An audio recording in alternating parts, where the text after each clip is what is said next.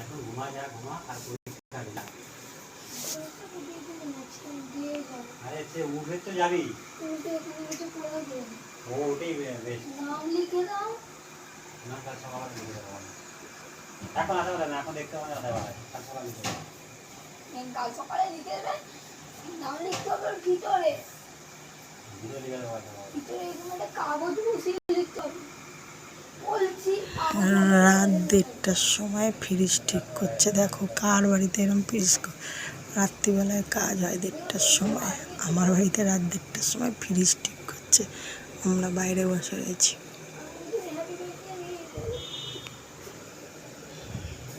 আমাকে happy birthday নিয়ে যায় না এরা আমাকে হ্যাপি বার্থডে নিয়ে যায় না